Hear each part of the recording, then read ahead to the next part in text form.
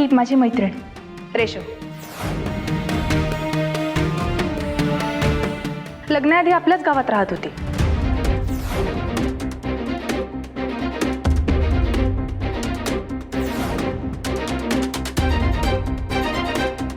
गुरु तिचा खूप चांगला मित्र होता.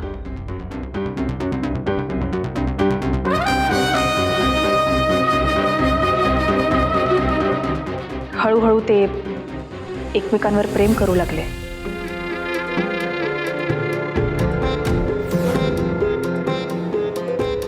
गुरुने तिला लग्नासाठी मागणी घातली. तिने होकारही दिला.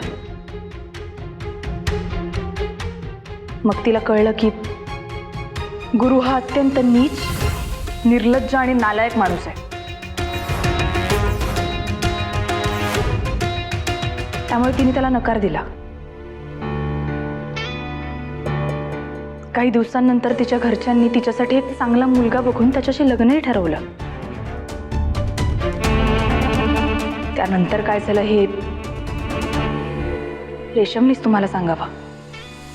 हो, वैदेही जे काही बोलली ते सगळं खरं आहे.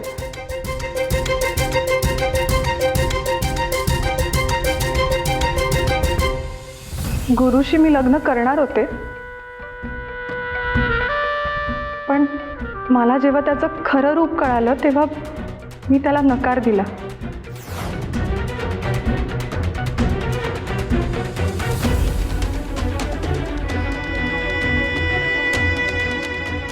पण त्याला तो मान्य नव्हता आणि म्हणून माझ्या आई-वडिलांनी जेव्हा माझं लग्न ठरवलं तेव्हा तो मला त्रास द्यायला लागला.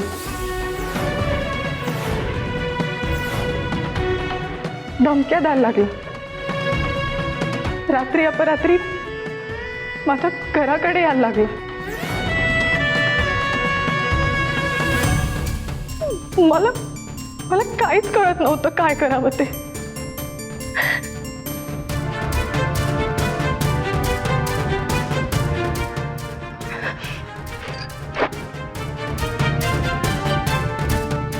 तेव्हा माझ्या जिवलग मैत्रिणीने मला आधार दिला.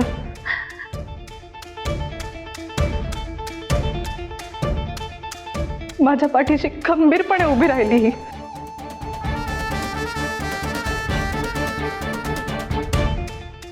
पण त्या गुरुच्या डोक्यात तेव्हा काय शिजत होतं काहीच कल्पना नव्हती. जसजसं माझ्या लग्नाची तारीख जवळ आली तसं तो परत धमकी द्यायला लागला.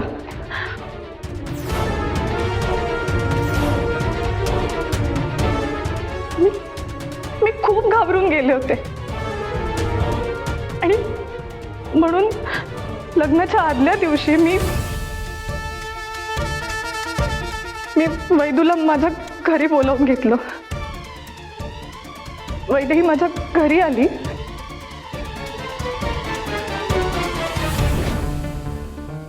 अरे देवा, अगं ऐक, तेल सांडलं ग सगळं. रेशम, बाळा तुझे कपडे दे तिला बदलायला.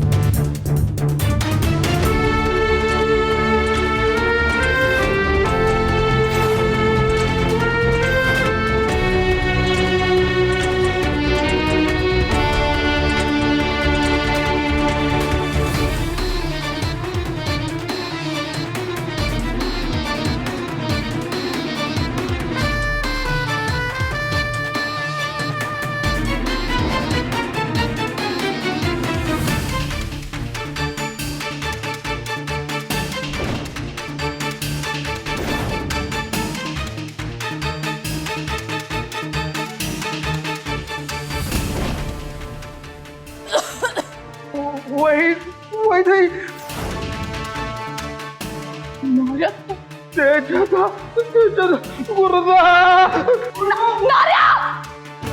परत इकडे.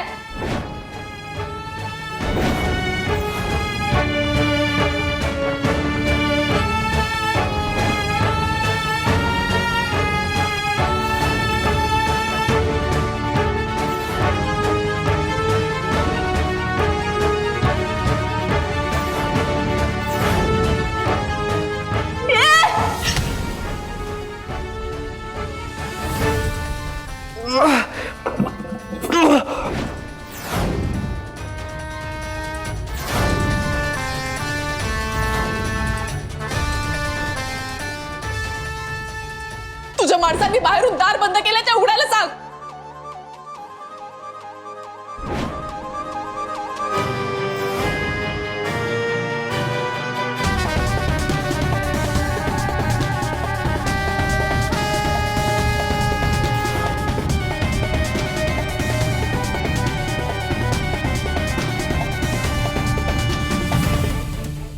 या सगळ्या प्रकरणातून मी सुटले, पण माझी मैत्रीण अडकली.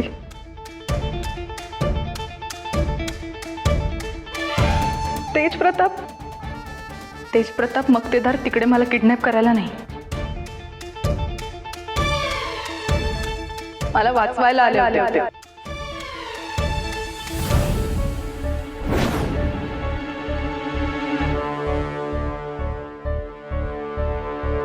हे सगळं करून गुरुने मला धोका दिलाच, पण त्याने तेज प्रताप मक्तेदार यांच्याशी सुद्धा गद्दारीच केली.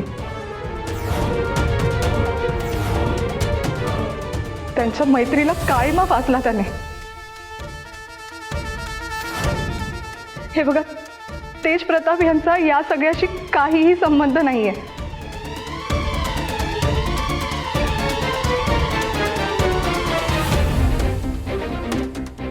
ते गावातल्या सगळ्या मुलींशी बहिणीसारखं वागतात, वेळ प्रसंगी त्यांना मदत करतात.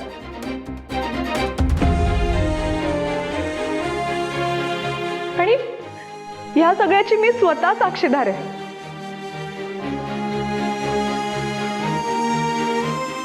हे सगळं मी प्रेस समोर आता बोलतीये, पण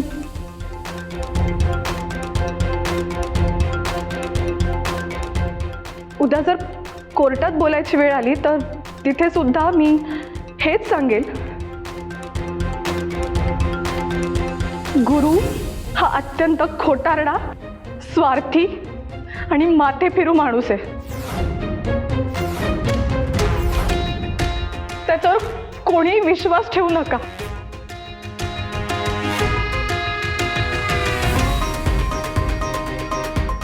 आय होप तुम्हाला तुमच्या प्रश्नांची उत्तरं मिळाली असतील. गुरुने हेही सांगितले की माईसाहेबांनी तुमचं लग्न त्यांच्या स्वार्थासाठी तुम्हाला धमकावून लावून दिले आणि तेही तुम्ही त्यांच्या दबावाखाली येऊन केले. याचा साक्षीदार गुरु सुद्धा आहे.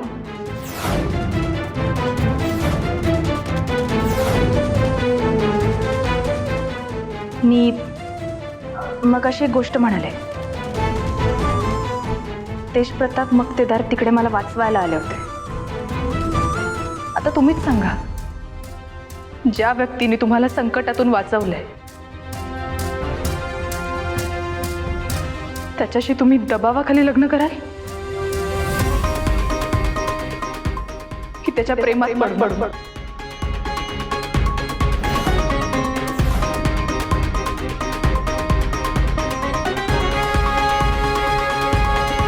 जर माईसाहेब मक्तेदारांचा ह्यात काही स्वार्थ असता तर त्यांनी तेज प्रतापांचं लग्न एका मोठ्या पॉलिटिकल घरातल्या मुलीशी लावून दिलं असतं ना.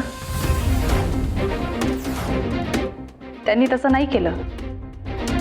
माझ्यासारख्या एका सर्वसामान्य अगदी साध्या घरातल्या मुलीचा विचार केला त्यांनी.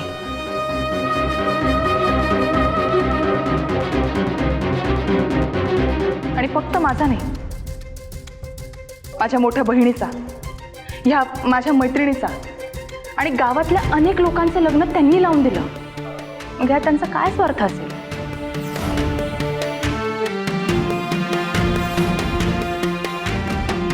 तेज प्रताप मक्तेदार आणि माझं लग्न आम्हा दोघांच्या मर्जीने आणि आमच्या घरातल्यांच्या साक्षीने झाले.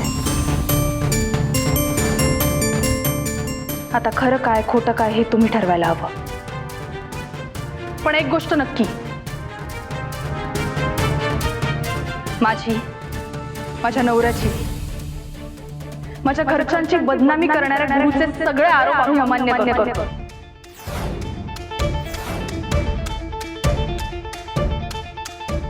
याची रीतसर कंप्लेंट आम्ही देऊच, पण ह्या सगळ्यावर कठोर कारवाई केली जावी अशी आमची नम्र विनंती आहे.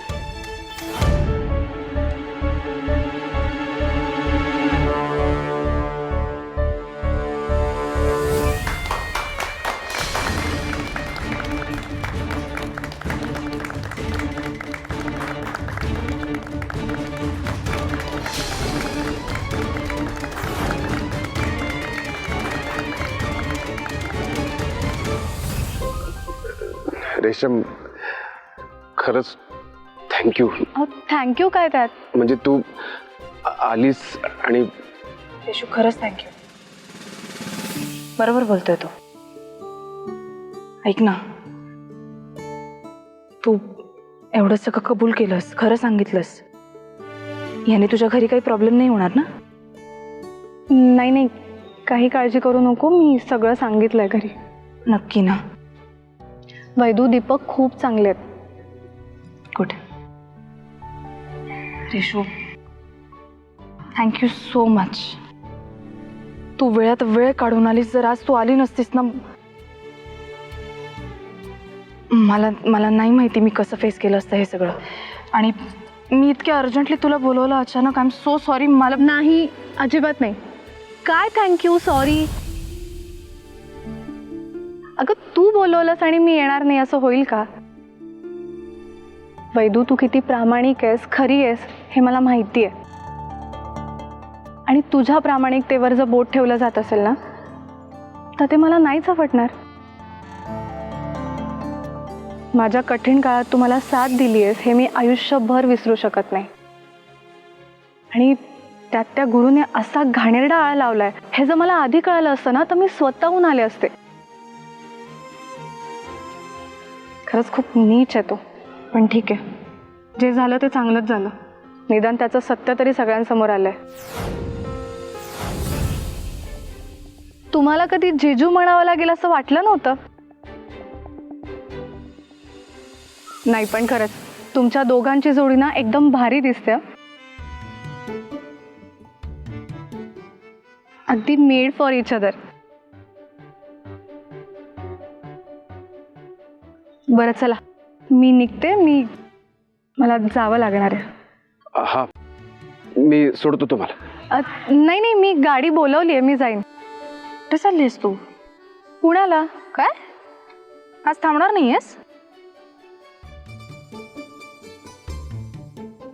अच्छा, म्हणजे जिजूंशिवाय करमत नाहीये वाटतं तुला. काही काय बोलते? काम आहे माझं म्हणून जावं लागतंय. काळजी घे तू पण. भेटायला लवकर या. आणि हो, बाय बाय बाय. येते.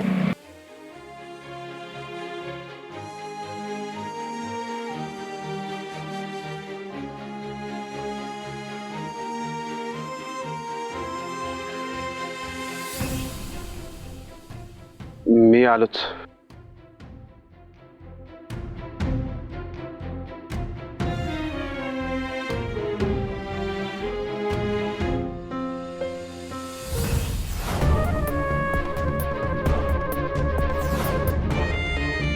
ज्या व्यक्तीने तुम्हाला संकटातून वाचवलंय त्याच्याशी तुम्ही दबावाखाली लग्न कराल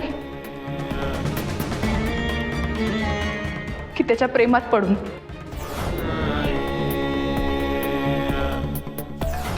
तेज प्रताप मक्तेदार आणि माझं लग्न आम्हा दोघांच्या मर्जीने आणि आमच्या घरातल्यांच्या साक्षीने झालं. माझ्या सासूबाईंची, आमच्या पूर्ण कुटुंबाची बदनामी करणाऱ्या गुरुचे सगळे आरोप आम्ही अमान्य करतोय. पण ह्या सगळ्यावर कठोर कारवाई केली जावी अशी आमची नम्र विनंती आहे.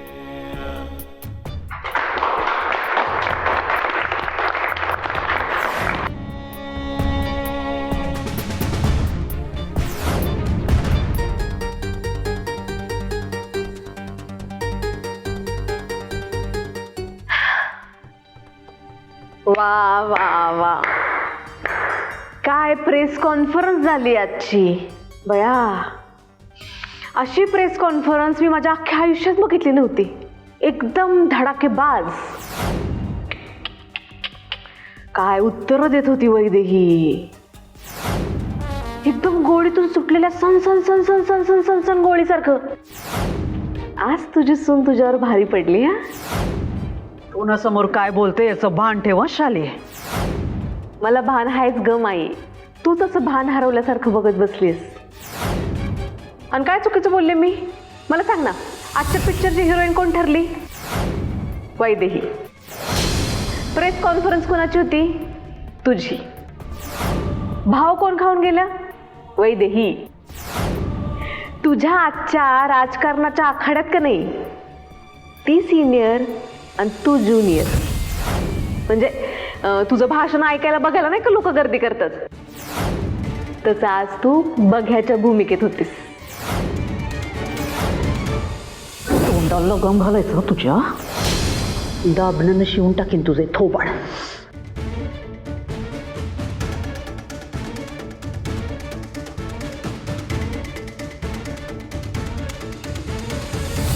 माझं थोबाड शिवशील ग दाबनाने, पण तुझ्या मनात वादळ उठलंय ते कसं अडवणार? तुला पण माहितीये, मला पण माहितीये. आज तू नाही, वैदेही मोठी झाली. शाले तू न आता.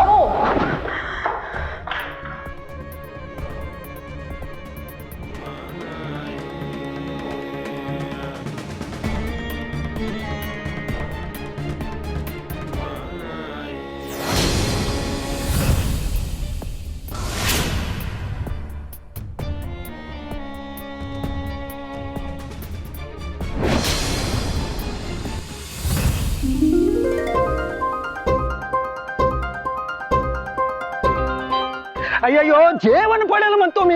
हट बाजूला सरक. आणि काय लावलंय बंद करा ते. अय्यो ते जादा सगळ्यांनी पॅक घेतलेले असता, तुम्ही घ्या ना. हा? मग दारू नको, तुम्ही जेवायला घ्या म्हणतो मी. हा, ते जादा तुमच्या आवडीचं जेवण आणलेलं असतं बघा. गरमागरम असतंय. बिर्याणी, पापड, मंचुरियन बघा, सगळंच असतंय बघा. ते जादा अयो तुम्ही सकाळपासून जेवलं नसतंय हो. खाऊन घ्या असं म्हणतोय मी, नाही म्हणायचं नसतं बघा. हा,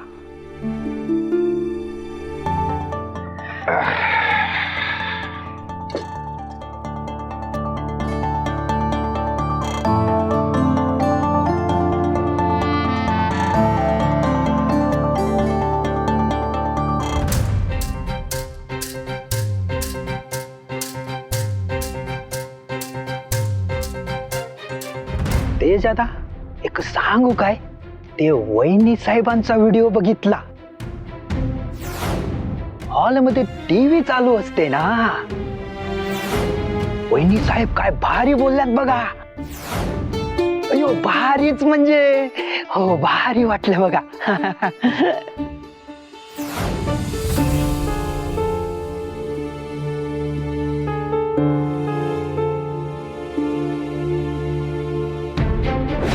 तेजप्रताप मक्तेदार तिकडे मला वाचवायला आले होते.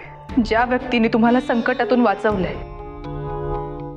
त्याच्याशी तुम्ही दबावाखाली लग्न कराल की त्याच्या प्रेमात पडून? तेजप्रताप मक्तेदार आणि माझं लग्न आम्हा दोघांच्या मर्जीने आणि आमच्या घरातल्यांच्या साक्षीने झालं.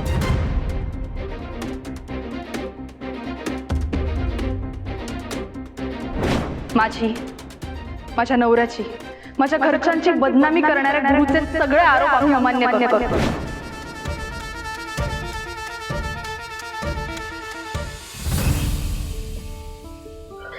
वैदेही चल, गरम गरम जेवण घेऊन आले, खाऊन घे. चल. मी काही खाणार नाहीये. काही खाणार नाही म्हणजे?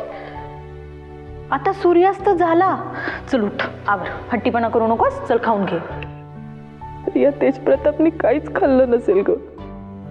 वैदे ऐक ना, मी कसं जेवणार? तू ज्याच्यासाठी हा उपवास केलाय ना त्याला असं वाटतंय की तू जेवलीयस. त्याच्यामुळे आता मला जास्त बोलायला लावू नकोस, गुपचूप खाऊन घे. काय झालं? बरं झालं आलास. नाही काय आहे, वैदेही मॅडमनी ना तिच्या नवऱ्यासाठी निर्जळी उपवास केलाय. त्याच्यामुळे तिला चक्रा यायला लागल्यात आता, आणि काही केल्या तिला आता काही खायचं नाहीये. बघा मग आता काय करायचं ते. म्हणजे यांनी काही खाल्लं नाही सकाळपासून? रिया, मी जेवलीये. पुष्पा काकींनी आणलेलं जेवण जेवले मी. हा, खोटं का बोलतेस तू? पुष्पा काकीने आणलेलं ताट जसंच्या तसं आहे तिथे, बघ हवं तर. तेजा, हिला जेवणावरून कोणी काही बोललंय का रे? मला कोणी काही बोललेलं नाहीये. मीच ठरवलंय मला नाही जेवायचंय. बर, हे घे घे. तिला काय ऐकायचं नाहीये, ती जेवणार नाहीच आहे. त्याच्यामुळे बघ, तुला जमलं तर तिला जेव घाल, आणि नाहीच जमलं तर असंही ती जेवली नाही तर थोड्या वेळाने चक्कर येऊन पडणारच आहे. ती पडली की तिला डॉक्टरांकडे ने आणि सलाईन लावा. काय करायचं ते करा. मी आता तुमच्या नवरा बायकोमध्ये अजिबात बोलणार नाही.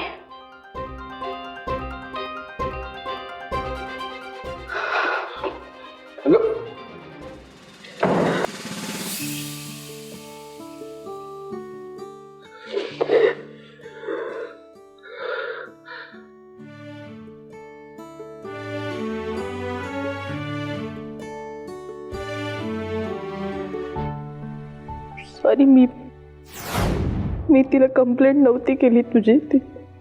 तुम्ही खरंच माझ्यासाठी उपवास, मी ते दुपारी जेवणाचं ताट बघितलं आणि गैरसमज करून घेतलास. असं ऐकलं पण नाहीस तू. हेच सांगण्याचा प्रयत्न करत होते. मी काही खाल्लेलं नाहीये. आयुष्यात पहिल्यांदा निर्जळी उपवास केला म्हणून त्रास होतोय बस. ते सगळं सोडा. आधी उठा तुम्ही. उठा म्हणतो नाही, उठा तुम्ही. उठा जेवण घ्या सगळं. उठा चला, उठा सावकाश. बसा इथं. जेवण घ्या सगळं. चला, लई झालं आता. हे घ्या. एक मिनिट थांबा. पाणी प्या पहिले. एक मिनिट. पाणी पण प्यायला नाही तुम्ही. हे घ्या. पाणी पिऊन घ्या तुम्ही आधी. घ्या पाणी पिऊन घ्या. नाही थांबा एक मिनिट. यातलं मीठ थोडंसं तोंडात टाका आणि वरनं पाणी प्या. सोडियम कमी झालं असेल अंगातलं, म्हणून गरगरत असेल तुम्हाला. घ्या मीठ घ्या. मीठ घ्या यातलं. मीठ घ्या थोडंसं. थांबा, पाणी प्या पटकन. पाणी प्या. बस आता हे जेवून घ्या. चला, लई झालं आता. जेवून घ्या. हा, एक मिनिट. तू पण जेवला नसशील ना?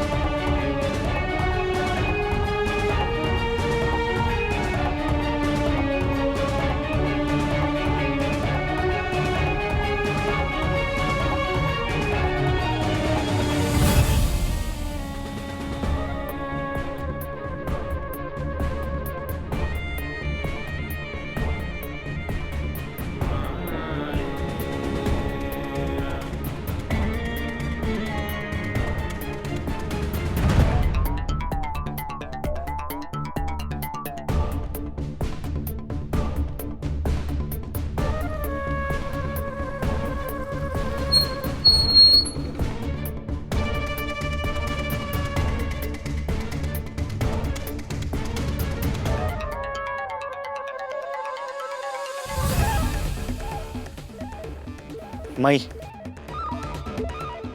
पांडे.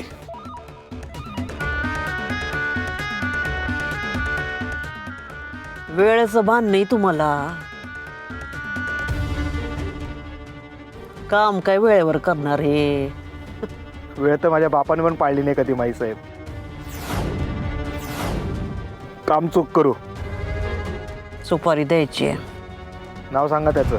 त्याचं नाही, तिचं. तो काय ती काय मॅडम, तुम्ही नाव सांगा, काम होऊन जाईल. फोटो.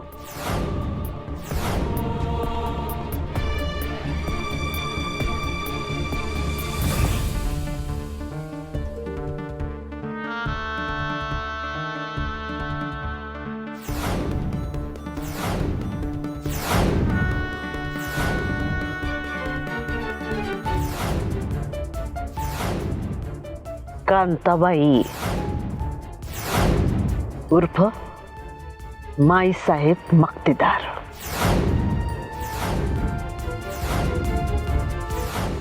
एक काम कर, तू तू तू पण जेवून घे. मी सांगू का मूर्तीला चमचा आणायला दुसरा?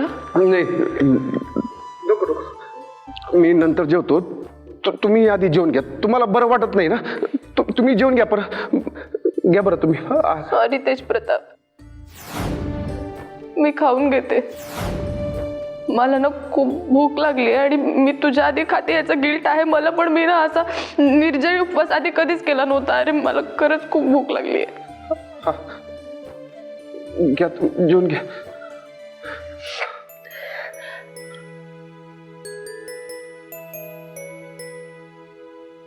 घ्या.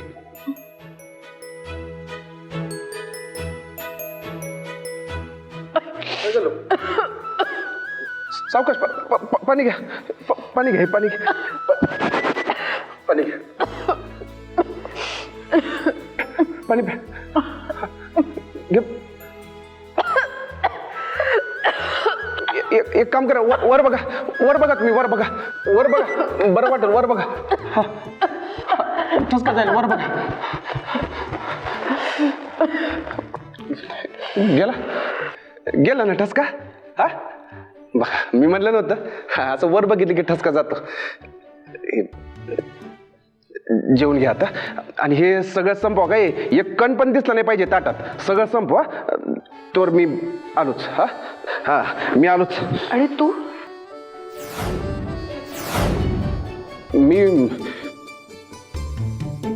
मी येतो ना.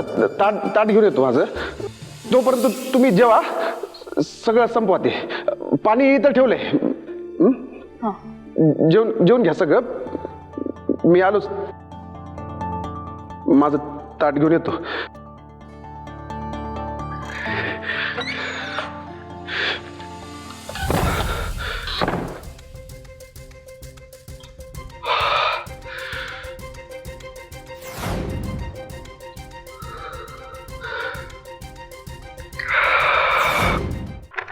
हलक्यात येतं का रे जालिंद्र मामा?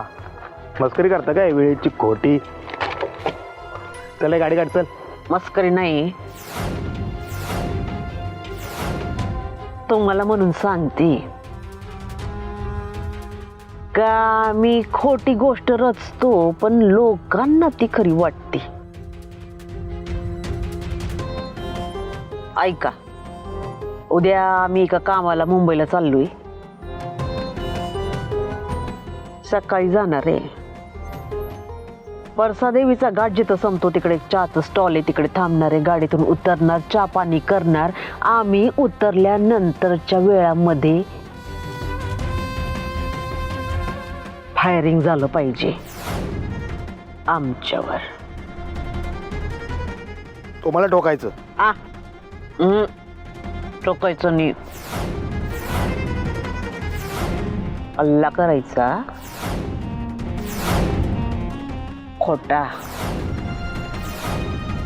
आणि जो कोणी तुझा शार्प शूटर आहे त्याला सांगायचं का नेम आमच्यावर धरायचंय पण गोळी आमच्यापासून 5 फूट लांबून गेली पाहिजे. गोळी चाटून पण जायला नको आम्हाला.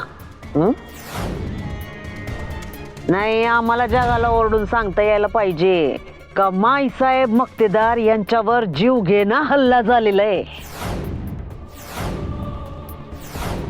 लक्षात येतंय का?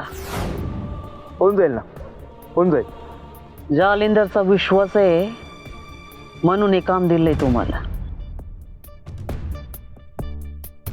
या गोष्टीची कुठेही वाच्यता व्हायला नको,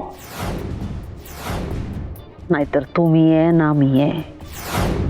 पुन्हा एकदा सांगते, गोळी आमच्यापासून 5 फूट लांब, नाहीतर आम्हाला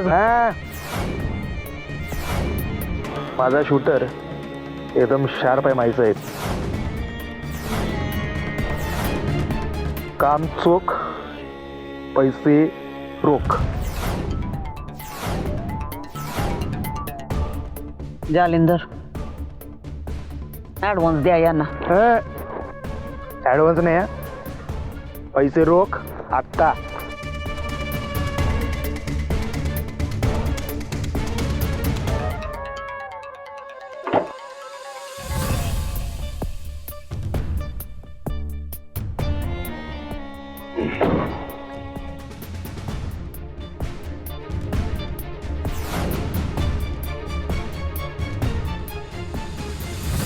फोटो शूटरला दाखवा लागेल ना.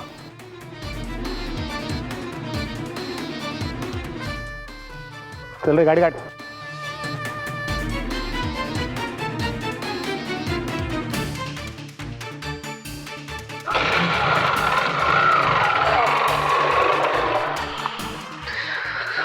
जालिंदर, माई, एवढं सगळं करायची काय गरज आहे? काही बरं वाईट झालं तर? नाही होणार. तुम्हाला म्हणून सांगते, यामागं आमचा काहीतरी वेगळाच हेतू आहे. कसं आहे ना जालिंदर, का राजकारणामध्ये जसं लोकांचं प्रेम आणि मन जिंकावं लागतं ना, तशी त्यांची सहानुभूती पण मिळवावी लागते. त्या कोलतेला वाटतंय का त्याचा घोडा चौफेर उधळलाय. ज्या क्षणी माईसाहेब मक्तेदार यांच्यावर जीव घेणा हल्ला झाला ही बातमी पोचल, त्या क्षणी त्याचा तो घोडा जागच्या जागी थांबल. मग आपल्याला लोकांच्या मनात हे पेरता येईल का हा जो हल्ला झालाय तो कोलतेनेच केलाय.